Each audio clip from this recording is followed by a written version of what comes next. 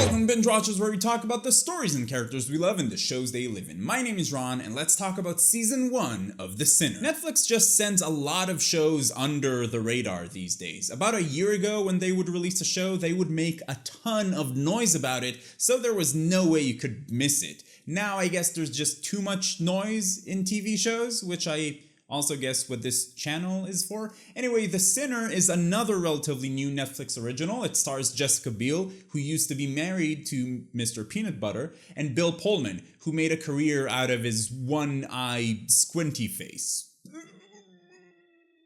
Most of this video is going to be spoiler-free. After the bottom line, I shall engage in brief spoiler talk, but don't worry, I'll let you know. The Sinner tells the story of Cora, who at first seems like just a regular person living her life in a small town with her husband and son, dealing with normal issues like her job, her overbearing mother-in-law. You can kind of see something else is bothering her, but you don't really know too much about her. All of this changes drastically when Cora murders someone, like really murders him, kills him dead. He was an alive person, and now he is very much not that anymore, and everyone is horrified because what the fuck just happened? So right from the beginning, the show kind of feels like a very standard by-the-numbers drama or murder mystery, and those elements are certainly a big part of the show, but then you realize it's not really a murder mystery because you absolutely know who murdered who and when. So the question the show tries to answer is why? That question, of course, uncovers a ton of other questions. One of the detectives working on the case is Harry Ambrose, who I thought was a fascinating character. He's not really a people person, which would seem like something a detective would at least know how to fake, but Harry doesn't really know what to say or how to talk to people.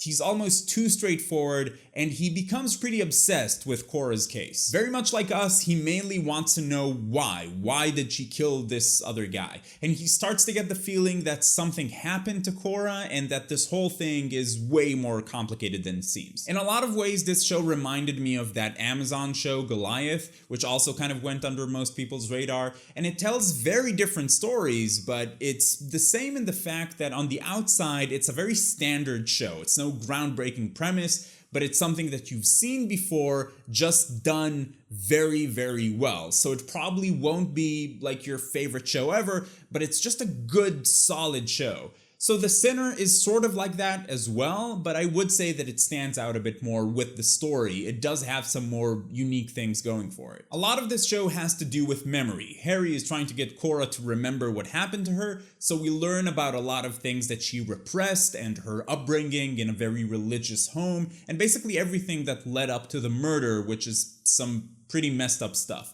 And I both liked and didn't like how they handle memory and remembering in this show. So obviously you have a lot of flashbacks, which is fine, and some of them are done in a really cool way where random things get associated with a memory, kind of like when you remember that you said something, but in reality it wasn't you who said it, was your friend did or something, and your mind just jumbled things up. So that's one type of flashback. Another kind is just stuff that she remembers, mostly about her life at home when she was young, and that's not so much a flashback, but it's more like the show just telling us about what happened. But then there are flashbacks where it sort of breaks down for me. The flashbacks that make you say, that's not how memory works. It reminded me of a scene from Arrow where grown-up Arrow tells teen Arrow, the red Arrow, what was it?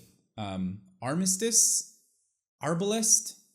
Arsenal. Anyway, teen Arrow doesn't remember something, and Oliver tells him, close your eyes. I want you to try to remember. And done! He remembers everything as if it was a YouTube video playing right before his very eyes. So that happens a few times in The Sinner. It's not too bad, but it's also not as good as when they do more clever stuff with how Cora remembers things. Anyway, both Cora and Harry are very complicated characters. So complex, in fact, that the show doesn't really explore any other characters as deeply, which I thought was a really good choice. The focus is definitely on Cora, but in order to understand why Harry becomes so involved with the case, you also need to learn more about him, which you do. So none of it feels like side stories. Everything feels like it's part of this one big story. So it doesn't feel like the show is wasting time. And both Jessica Biel and Bill Pullman are really good in this show. Both of them play what I imagine are difficult characters to get right,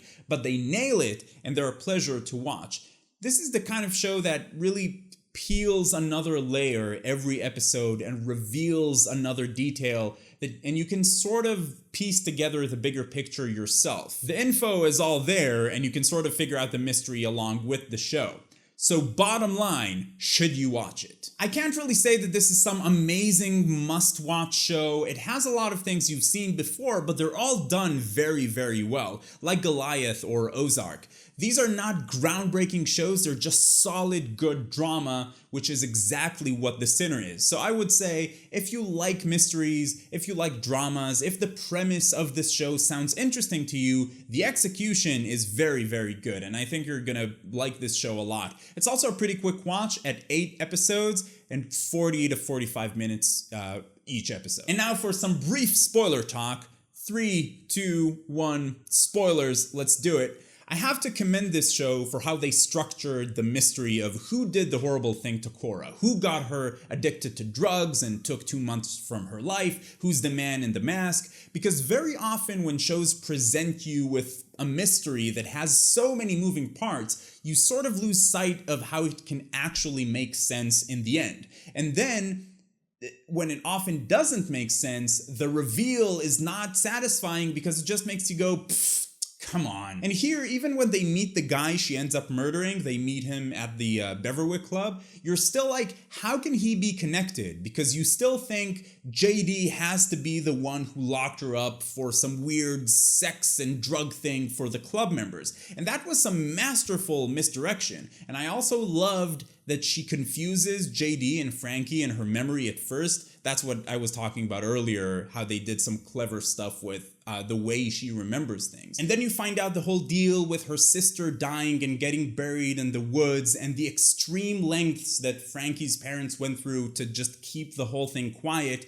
And it makes sense. I mean, it's absolutely crazy, but I love that in the end they found a way to make the part where Frankie lets Cora kill him, where he sort of just lets go of her, make sense, because the guilt he feels makes sense. So kudos to this show for unraveling the mystery in a way that didn't just use some bullshit that breaks everything. The ending I didn't love. I mean, it was okay, but it was almost too straightforward for me. It's kind of like the show said, all right, we figured out the mystery, so the court forgives her and everything's gonna be great now, show's over, bye. I would have loved one more final obstacle, or more than that, I would have loved if the judge would be like, yes, you went through a horrible thing, but you still fucking stabbed a guy 7 times on a beach in broad daylight in front of children. Holy shit. I'm sorry for everything you've been through, but you're going away forever. Bye. I'm not saying that's what should have happened, but that ending would have packed more of a punch. What about you? Have you watched The Sinner? What were your thoughts about it? And what are some of your other favorite sort of murder mysteries, or the type of show that sort of just peel layers from the story in each episode until the final reveal?